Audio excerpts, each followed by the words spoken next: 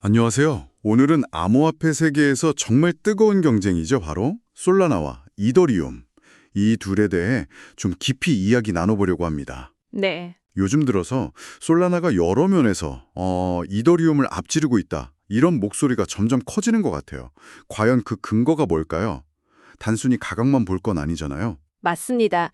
시장 분위기나 가격 변동성 이런 건 너머에 있는 실제 데이터들을 좀 봐야죠. 그렇죠. 특히 이제 솔라나가 투자 관점에서 봤을 때 이더리움보다 어쩌면 더 매력적일 수 있다. 이런 주장이 나오는 데에는 몇 가지 주목할 만한 이유들이 있습니다. 네, 어떤 것들이 있을까요? 오늘 바로 그 핵심적인 이유들을 하나씩 좀 자세히 들여다볼까 합니다. 좋습니다. 단순히 이게 더 좋다 이런 결론 말고요. 왜 그런 평가가 나오는지 그 배경하고 구체적인 지표들을 살펴보면서 여러분께서 이 복잡한 상황을 좀 명확하게 이해하실 수 있도록 저희가 돕는 게 목표입니다. 네. 자, 그럼 한번 본격적으로 파헤쳐 볼까요? 첫 번째로 눈에 띄는 게 사용자 기반 그리고 앱에서 나오는 수익이 솔라나 쪽으로 확 쏠리고 있다. 이 점이에요. 이게 정말 놀라운 수준이던데요. 그렇습니다. 그 네트워크가 얼마나 활발한지 또 실제로 얼마나 사용되는지 이걸 가늠하는 중요한 척도가 바로 월간 활성 사용자 수인데요. 네네. 지난 6월 기준으로요. 솔라나의 월간 활성 지갑 주소 수 이게 무려 1억 2,770만 개였어요. 1억 2천만요? 와. 네. 같은 기간에 이더리움은 한 700만 개 수준이었으니까요. 그 차이가 실로 엄청나죠. 이야, 1억 2천만 대 700만. 이건 정말 압도적인 차이네요. 근데 단순히 지갑 주소만 많은 게 아니라 이 사용자들이 실제로 네트워크 안에서 활발하게 뭔가 활동을 하고 있다. 이런 증거도 있는 거죠. 바로 그 점이 핵심입니다. 그러니까 그냥 접속만 하는 게 아니고요. 실제로 비용을 내면서 네트워크를 쓰고 있다는 거죠. 아, 실제 사용. 네. 2분기 네트워크 전체에서 발생한 수수료 수익을 보면요. 솔라나가 약 2억 7,100만 달러. 이걸로 다른 모든 블록체인을 앞섰습니다. 와, 수수료 수익도요? 네. 사용자들이 진짜로 솔라나 네트워크 위에서 가치를 막 교환하고 있다. 이런 강력한 증거인 셈이죠. 그러니까 사용자가 많을 뿐 아니라 그 사용자들이 실제로 돈을 쓰고 있다. 이런 거군요. 그럼 솔라나 위에서 돌아가는 앱들, D앱이라고 하죠. 거기 수익은 어떤가요? 거기도 좀 비슷한 경향인가요? 네, 아주 비슷합니다. 9월 30일 이전 그 30일간 데이터를 보면요. 솔라나 생태계 앱들이 벌어들인 총 수익이 1억 8,690만 달러였어요. 1억 8천만 달러. 네. 반면에 시가총액은 이더리움이 훨씬 크잖아요. 그렇죠. 근데 이더리움 기반 앱들의 수익은 8,560만 달러였죠. 아, 절반도 안 되네요. 물론 이더리움이 여전히 고액 자산 거래 처리나 이런 특정 영역에서는 강점을 보이긴 합니다. 하지만 전반적인 앱 사용 그리고 그걸로 인한 수익 창출 이 측면에서는 무게 중심이 확실히 솔라나 쪽으로 기울고 있다. 이게 뚜렷해요. 그렇군요. 이 모든 숫자들, 그러니까 더 많은 활성 사용자, 더 높은 네트워크 수수료 수익, 그리고 더 많은 앱 수익. 이게 궁극적으로 뭘 의미하는 걸까요? 단순히 지금 당장 돈을 더 잘 번다. 이거 이상일 것 같은데요. 겁니다. 미래 성장 가능성. 네, 이게 바로 네트워크 효과로 이어지는 건데요. 아, 네트워크 효과요? 네, 사용자와 개발자가 특정 플랫폼으로 막 모여들기 시작하면 그 플랫폼의 가치는 기하급수적으로 증가하는 경향이 있거든요. 그렇죠. 사람이 모이면 더 모이는. 맞아요. 더 많은 사용자는 개발자들한테는 매력적인 시장이 되고 또 더 많은 앱은 다시 사용자를 끌어들이고 이런 선순환 구조가 만들어지는 거죠. 네네. 솔라나에서 바로 이런 강력한 네트워크 효과가 눈에 보이기 시작했다는 점. 이게 솔라나가 매력적인 투자처로 평가받는 첫 번째 핵심 이유입니다. 개발자들한테는 여기가 기회의 땅처럼 보이기 시작한다는 신호죠. 사용자와 돈이 솔라나로 막 가고 있다는 건 알겠습니다. 그럼 그 사람들이 거기서 구체적으로 뭘 하고 있는 걸까요? 이게 바로 다음 핵심 포인트인 것 같은데 스마트 컨트랙트 활용도 이걸 봐야 한다고요? 정확합니다. 암호화폐에서 거래라고 하면 여러 의미가 있을 수 있어서요. 그렇죠. 단순 송금도 있고. 네, 블록체인 위에서 정말로 어떤 작업들이 활발하게 이루어지는지 보려면 이 스마트 컨트랙트 호출수를 봐야 합니다. 사용자들이 D앱이랑 상호작용하거나 디파이 서비스를 이용하거나 NFT를 만들거나 이런 다양한 활동들이 다 스마트 컨트랙트 호출로 이루어지거든요. 그렇군요. 그럼 솔라나는 이 호출수가 어느 정도였나요? 지난 12개월 동안에요. 솔라나에서 발생한 스마트 컨트랙트 호출 횟수 이게 대략 100억 대 1억 7천만. 이건 뭐 비교 자체가 좀 민망할 정도네요. 그렇죠. 엄청난 격차죠. 여기서 정말 흥미로워지는데 이 압도적인 숫자가 실제로 의미하는 바는 뭘까요? 혹시 뭐 솔라나 호출은 되게 단순한 것들 위주고 이더리움 호출은 수는 적어도 훨씬 복잡하고 가치 있는 작업이다. 뭐 이럴 수도 있지 않을까요? 이 숫자만으로 질적인 면까지 판단하기는 좀 어렵지 않나요? 아, 네. 좋은 질문입니다. 물론 개별 호출 하나하나의 뭐 복잡성이나 가치를 이 숫자만으로 완벽하게 평가할 수는 없어요. 그렇죠. 하지만 이 엄청난 양적인 차이는요.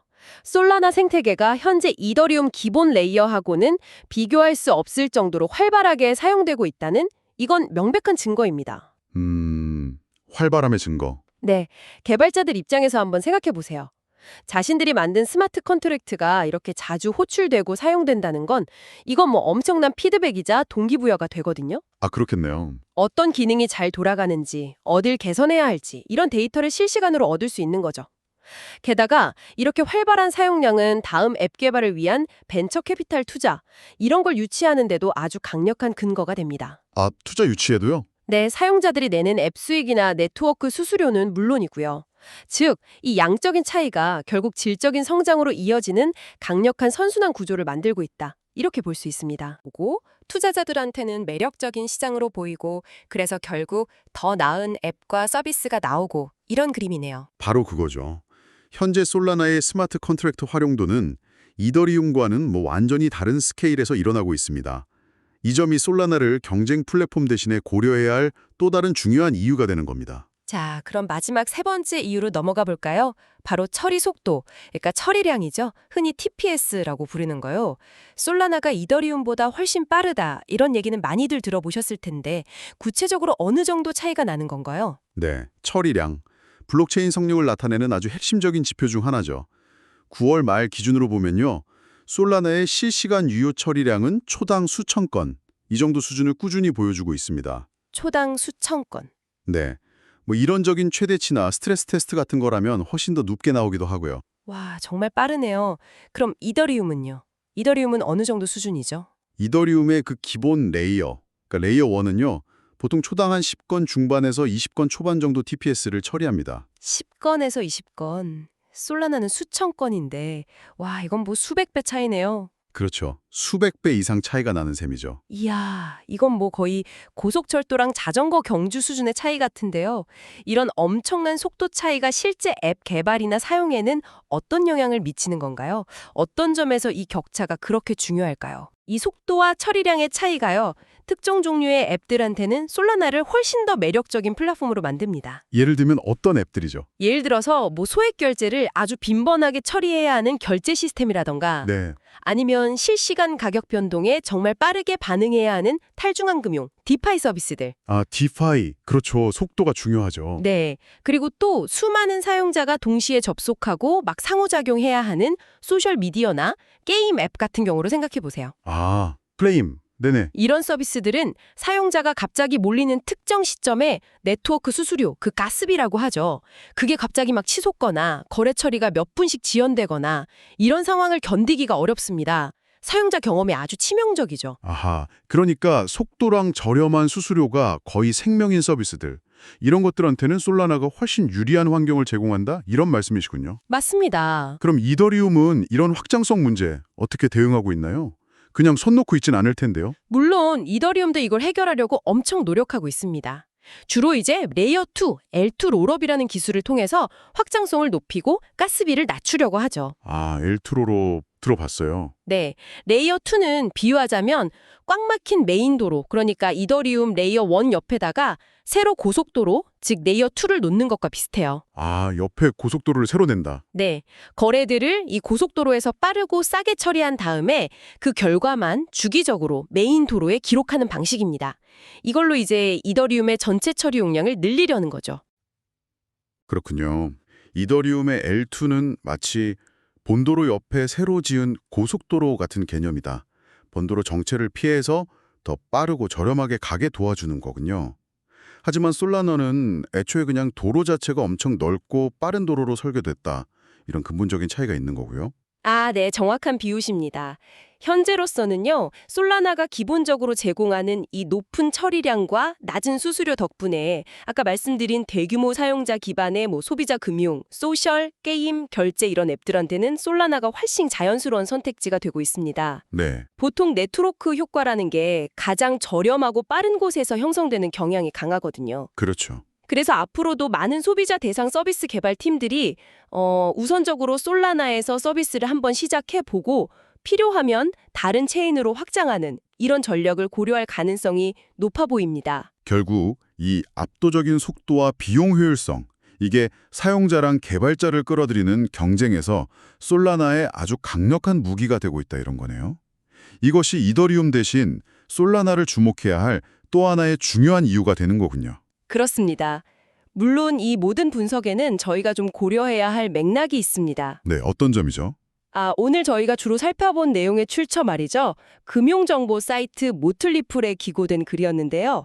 알렉스 카르치드라는 분석가의 글이었습니다. 한 가지 좀 흥미로운 점은 이 분석가 본인하고 또 모틀리풀이라는 회사 모두 솔라나와 이더리움 양쪽에 직접 투자를 하고 있다는 사실이에요. 맞습니다. 이런 정보는 투명성 차원에서 반드시 언급되어야 하죠.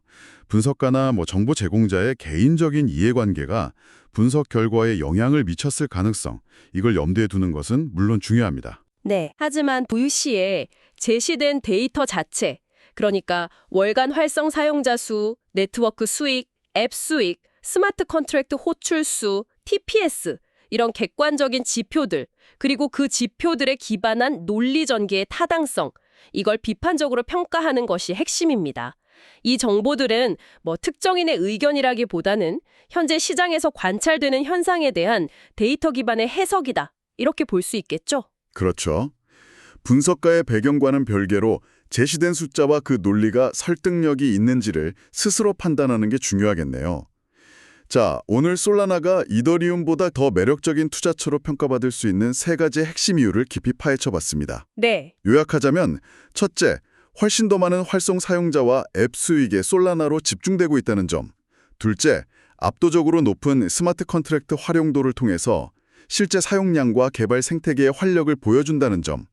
마지막으로 뛰어난 처리 속도와 낮은 수수료로 특정 유형의 대규모 앱에 훨씬 유리한 환경을 제공한다는 점이었습니다. 네, 정리가 잘 되었네요. 그런데 이 분석은 어디까지나 현재 시점의 데이터와 관찰된 추세를 바탕으로 한 것입니다.